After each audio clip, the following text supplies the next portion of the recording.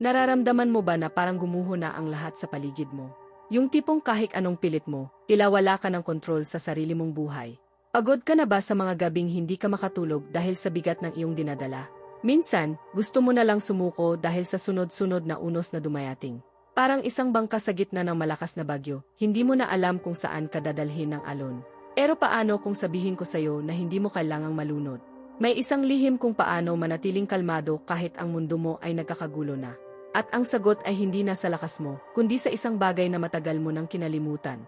Gusto mo bang malaman kung paano muling magkaroon ng kapayapaan sa gitna ng matinding pagsubok? Makinig ka ng mabuti dahil ang mensaheng ito ay para sa iyo. Pag-isipan mo, ilang beses ka nang ngumiti sa ibang tao, habang sa loob mo ay pakiramdam mo guguho na ang lahat. Ilang beses mo nang sinabing, ayos lang ako, dahil lang ang pagpapaliwanag sa lumbay na nararamdaman mo ay masyadong nakakapagod. Nabubuhay tayo sa mundo na laging humihingi na maging matatag tayo, laging handa, at laging perpekto sa paningin ng iba. Pero ang totoo, sa likod ng mga maskarang iyan, lahat tayo ay pagod na sa pakikipaglaban sa mga aninong hindi natin kayang pangalanan. Itinuro sa atin na ang takot ay nadadaig ng lohika o ng lakas ng loob. Sabi nila, mag-isip ka lang ng positibo para magbago ang lahat. Pero alam nating dalawa na sa dilim ng iyong silid, ang mga gasgas na linyang iyon ay walang silbi at hindi nakakagamot ng sugat. Ang takot ay hindi kaaway na nanggagaling sa labas. Ito ay isang magnanakaw na naninirahan sa iyong sariling mga kaisipan. Isa itong peste na kumakain sa iyong tiwala sa sarili at sa iyong katahimikan, na pinalalala pa ng pakiramdam na ikaw ay nag-isa sa laban na ito. Tinitingnan mo ang iba at itinatanong mo kung ano ang meron sila na wala sa iyo. Bakit sa kanila parang ang daling mabuhay? Samantalang sa iyo, ang bawat hakbang ay tila pag-akyat sa isang matarik na bundok, habang humahampas ang malakas na hangin. Pero narito ang katotohanang magbabago sa lahat. Ang pakiramdam ng kawalan at ang bigat sa iyong dibdib ay hindi senyales na ikaw ay sira. Isa itong tawag, isang hudyat na ang iyong kaluluwa ay naghahanap na sa tunay na pinagmulan ng kanyang lakas. Sa mga sandaling iyon ng katahimikan, kapag ang ingay ng mundo ay humupa na, may isang katotohanang naghihintay sa iyo. Hindi ka kailanman nag-isa, kahit isang segundo, kahit noong inisip mong walang sinuman ang makakaintindi sa lalim ng iyong pait. May isang presensya na nakakaalam sa bawat buntong hininga mo, sa bawat luhang pinigilan mo para lang hindi ka magmukhang mahina. Ang Diyos ay hindi nakatingin sa iyo mula sa malayo. Hindi ka niya hinuhusgahan habang sinusubukan mong buuin ang mga piraso ng iyong buhay. Nandyan siya mismo sa gitna ng iyong kaguluhan, sa gitna mismo ng iyong pinakamalalim na takot. Naghihintay lang siya na itigil mo na ang pakikipaglaban gamit ang sarili mong lakas, para sa wakas ay mayakap ka niya. Ang sikreto para makontrol ang iyong tadhana ay hindi ang pagiging mas matigas o mas manhid sa nararamdaman. Ito ay ang pagkatutong isuko ang lahat sa isang pag-ibig na mas malaki pa sa anumang problemang pasan mo ngayon. Nararamdaman mo ba? Ang banayad na init na nagsisimulang dumaloy sa gitna ng iyong mga pag-alinlangan. Ito ang tinig ng siyang lumikha sa iyo, bumubulong sa iyong puso. Huwag kang matakot dahil ako ay kasama mo. Kapag tunay mo nang naintindihan na hindi ka nag-isa sa gitna ng bagyong ito, ang lahat ng bigat na iyong dinadala ay unti-unting gagaan. Isa itong pakiramdam na tila himala. Malalaman mo na ang takot na gumagapos sa iyo ay bunga lamang ng kawalan ng liwanag na ngayon ay muling nagliliyap. Isipin mo ang sandaling ititigil mo na ang pakikipaglaban sa iyong sarili. Isipin mo ang paglapag sa lupa ng mabibigat na baluti na matagal mo nang suot para lang protektahan ang sarili sa mapanghusgang mundo. Hindi kailangan ng Diyos ang iyong perpektong bersyon. Ang hinahanap niya ay ang iyong puso kung ano man ito ngayon, sugatan man sa mga kabiguan at pagod sa pagpapanggap. Sa mismong segundong ito, may isang kapangyarihang gumagalaw sa kailaliman ng iyong pagkatao. Hindi ito isang bagay na kailangan mong paghirapan, kundi isang regalo na dapat mo lang tanggapin. Masyadong mahaba ang panahong ginugol mo sa paghahanap ng sagot sa labas, sa ibang tao, o sa mga material na tagumpay. Ngunit ang tunay na kapayapaan ay nagmumula sa tahimik na ugnayan mo sa iyong malalang. Sa bawat pagkakataong ikaw ay nabigo, sa bawat pagkadapa mo noong inisip mong wala ng labasan, nandoon siya. Inihahanda niya ang lupa para sa iyong pinakadakilang muling pagkabuhay. Nanginginig ang takot kapag nakikita kang nakaluhod, dahil alam nitong hindi ka na umaasa sa sarili mong limitadong lakas, kundi sa walang hanggang kapangyarihan ng universo. Kung gusto mong mas malalim na maunawaan ang mga hakbang na ito at tuluyang mapalaya ang iyong sarili mula sa mga tanikalang bumibigti sa iyong espiritu, prepamos on material para sa iyo na nasa description sa ibaba ng video. Hindi mo na kailangang matakot sa hinahap o sa mga pagbabagong hatid ng buhay. Kung ang lumikha ng mundo ay kasama mong naglalakad, sino o ano ang makakapigil sa iyong pag-unlad? Subukan mong ipikit ang iyong mga mata sandali. Nararamdaman mo ba ang tibok sa iyong dibdib? Iyan ang kanda na may layunin pa para sa iyo, na ang kwento mo ay hindi pa tapos. Ang bawat hininga ay isang pangalawang pagkakataon. Ito ang bulong ang biyaya na nagsasabi ngayong araw, maaari kang magsimulang muli ng hindi dala ang mga multo ng kahapon. Ang sikreto para makontrol ang iyong tadhana ay ang pagtigil sa pagtingin sa malalaking alon at pagsisimulang tumingi sa kanya na may kapangyarihang magpatahimik sa dagat sa loob mo. Hindi ka pagkakamali ng kalikasan. Isa kang himala na natututong lumakad sa liwanag, iniiwan ang anino ng taong akala mo ay kailangan mong maging. Iwanan mo na ang ideya na kailangan mong kayanin ang lahat ng mag-isa.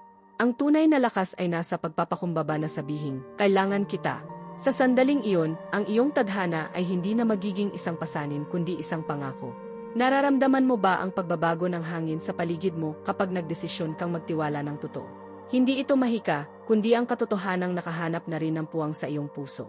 At sa bawat hakbang mo sa bagong landas na ito, makikita mo na ang mga sugat na dati mong ikinakahiya ay magiging daanan ng pinakamatingkad na liwanag. Ngayon, subukan mong isipin, ano kaya ang mangyayari kung hihinto ka na sa pagtingin sa iyong mga sugat bilang tanda ng kahihiyan? Paano kung ang mga sugat na iyan ay ang mga bitak kung saan, sa wakas ay papasok ang liwanag ng Diyos sa iyong buhay? Sa tuwing sinasabi ng mundo na hindi ka sapat, o ang mga pangarap mo ay masyadong malaki para sa isang katulad mo, nagsisinungaling lang sila para ilayo ka sa tunay mong kapangyarihan. Ang katotohanan ay ang iyong tadhana ay hindi nakasulat sa mga bituin o sa kamay ng swerte, kundi sa malalim na ugnayan mo sa siyang nagbigay sa iyo ng buhay.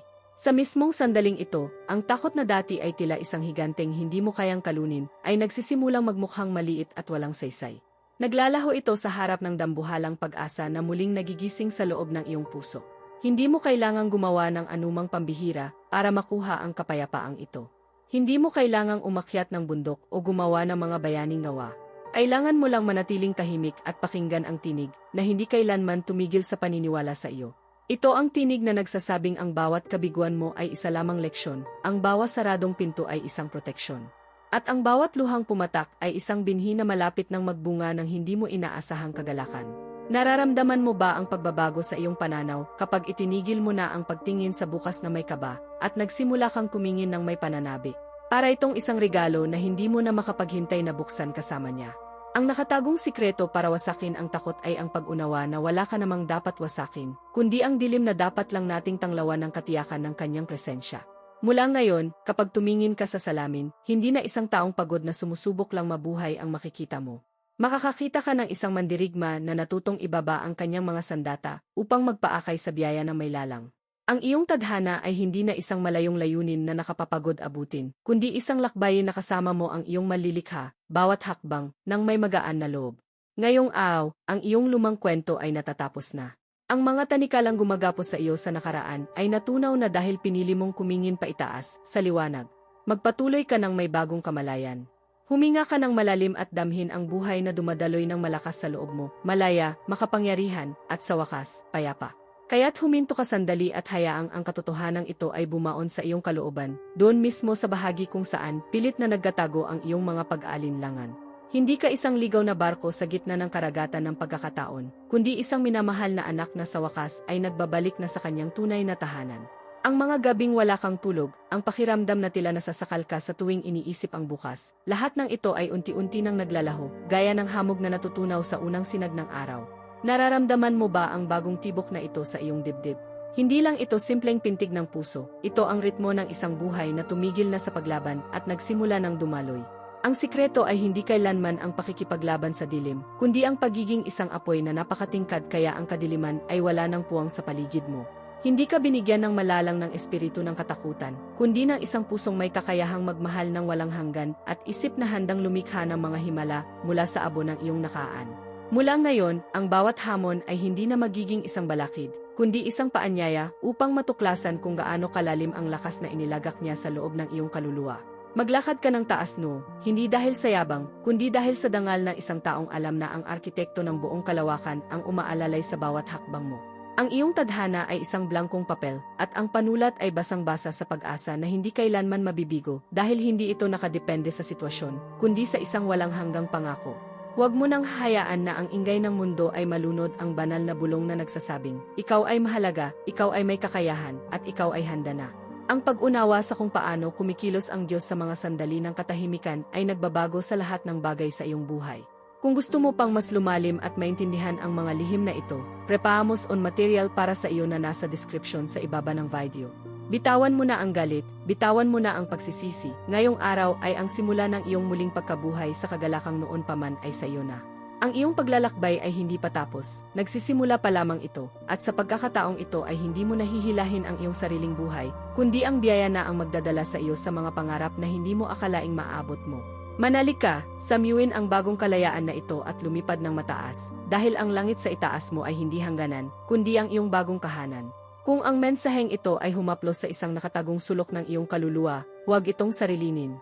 Ibahagi ang liwanag na ito sa mga taong, gaya mo, ay naghahanap pa rin ng daan sa gitna ng dilim. Mag-subscribe upang makasama namin sa landas na ito ng paggising.